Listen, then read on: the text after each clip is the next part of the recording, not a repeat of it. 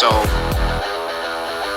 what I guess we're asking for is, when you're talking about Isa being born to a virgin, or him being the word of Allah, or him being a spirit from Allah, like what theological reason do you have for him being those things?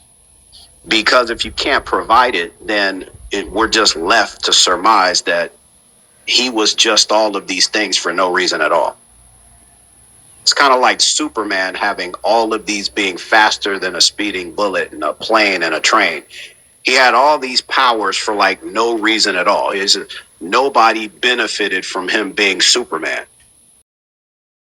Go ahead, brother. Okay, so your question, what Jesus did in Islam, that's your question in a nutshell. Is that true? Okay, Jesus was born to a virgin, right? No. I'm asking you your question in a nutshell. Like the easy part of your question is, what is Jesus or what is Isa in Islam? That's your question. Right. Like, I'm just trying to make it easy. Like, just pick one thing, like his virgin birth. He was born to a virgin for what reason? She said, how can I have a boy while no man has touched me, and I have not been unchaste?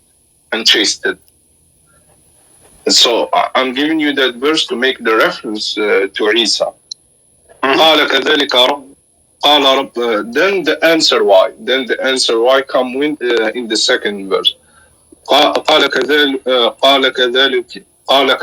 قال ربك هو عليه هين ولنجعله آية للناس ورحمة منا وكان أمرا مقضيا.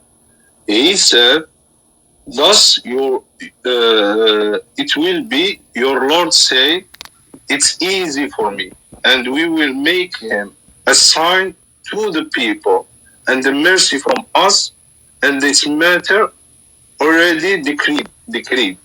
Mean it's already been decided. So we know that the Prophet Isa is mercy to the people. Is an ayah from ayat Allah, a sign from the sign of Allah. His miracle never been done by another prophet. So we know, and you saying that he lost, actually the people at his time is considered as Muslim. I can give you verses from the Quran that said the people who followed Hiwariyun, the apostle, if I'm not mistaken, were Muslim. Isa was Muslim because he submit his will to God, and that's the meaning of Islam, submitting to God. That's it. That Islam is submitting to God. That's the meaning of Islam. So okay, so when we in our religion, Isa did what all he can do, and yes, we believe that he wasn't dead, and yes, we believe there is a second coming of Isa from the Quran and the Hadith. Well, the Quran doesn't mention that, but I will say that if we study the historical record, we're never going to see any Muslims until the 7th century AD. Surah 5, Ayah 18 says that Allah is a father to no one, right? And Surah 112 emphatically states that Allah has no son, right? So no Muslim would ever refer to God as the Father.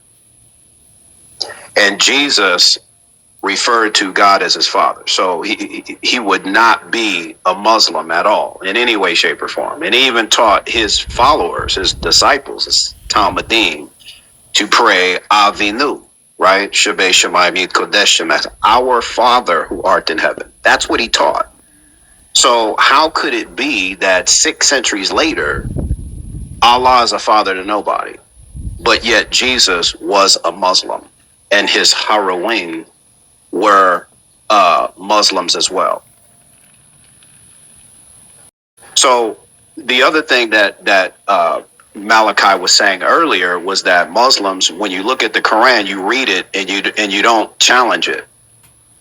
The Quran is making historical claims. So you would assume that somebody who was a truth seeker, I mean, just practically a truth seeker, not spiritually or anything, but somebody that's just seeking for the truth.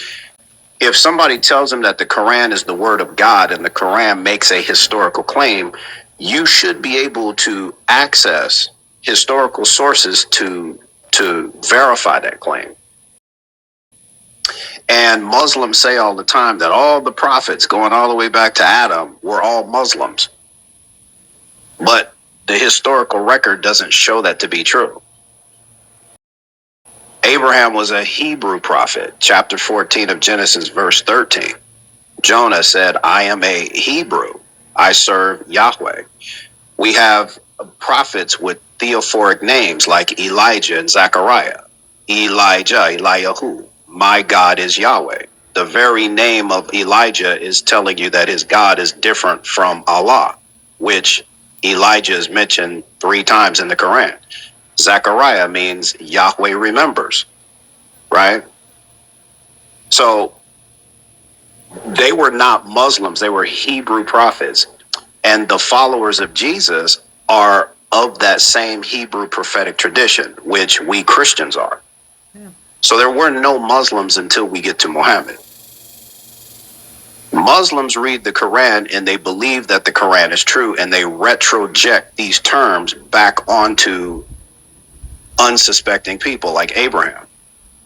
If I were to meet Abraham and say, hey, you know, you were really a Muslim, he would know what the heck I was talking about.